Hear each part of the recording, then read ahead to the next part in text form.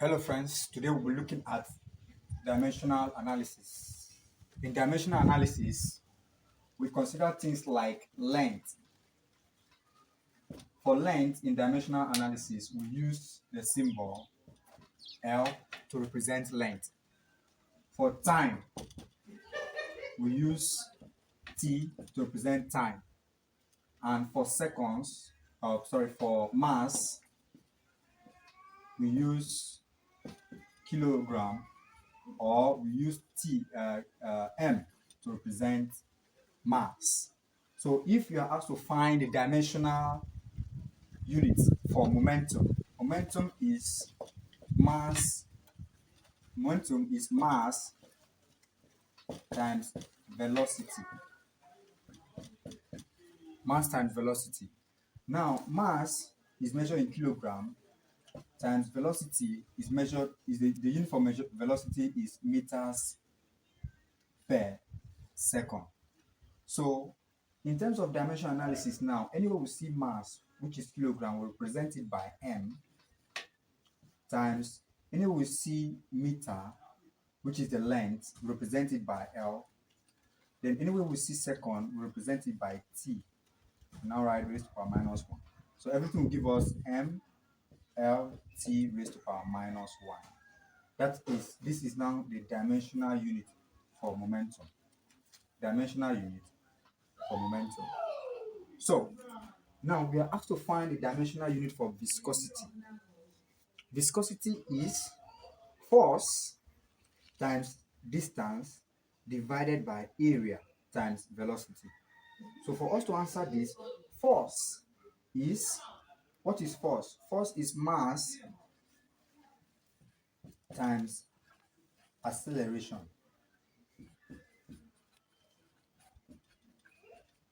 Now multiplied by distance here. Now is divided by area times velocity. Area times velocity. So mass is measured in kilogram. Acceleration is measured in meter per second square. Times distance is measured in meter. So we are going to divide this division sign, we write it like this, divided by area is measured in meter square. Velocity is measured in meter per second. So we are going to derive this.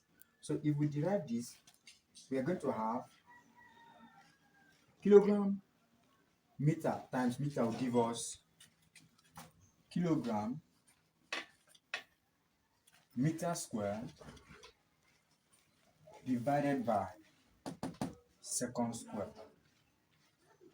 Now this result is divided by meter square times meter again will give us meter cube divided by seconds. So remember the rules of mathematics, that if you have a fraction dividing by another fraction, you write this fraction kilogram meter square divided by second square.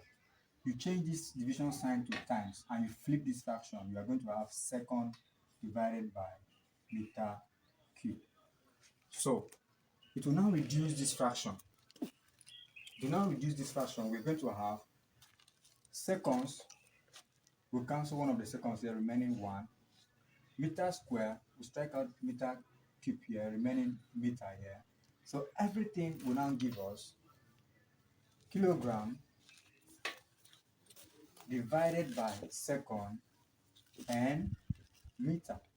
Kilogram divided by second and meter. So giving you kilogram per second per meter. Then dimensionally for kilogram, which is the mass, we'll be using the symbol M. For length, which is in meter, we'll be using L.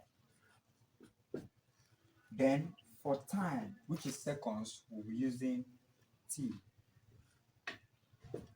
So this becomes the dimensional unit for viscosity. Dimensional unit for viscosity.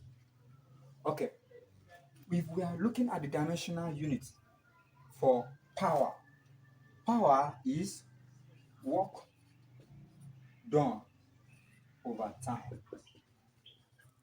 And what is work? Work is force times distance. Then you're dividing it by time. Then the unit for force is kilogram meter per second square. Then is now multiplied by distance again, which is meter. The result is also divided by time, which is what? Seconds.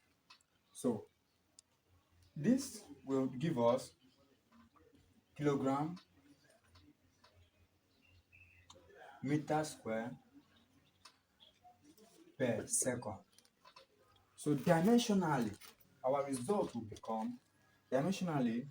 becomes kilogram, which is kg, will be represented by m.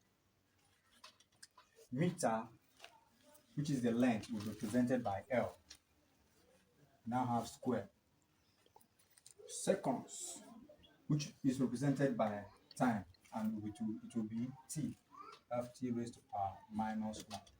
This becomes the dimensional unit for power. Dimensional unit for power. So you're going to derive the dimensional unit for density.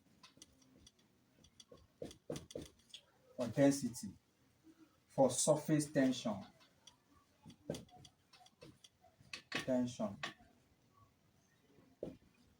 For density, for surface tension. Remember, density is mass divided by volume. Surface tension is force per unit area. Force per unit area. So you will be using it to derive the unit for surface tension and the unit for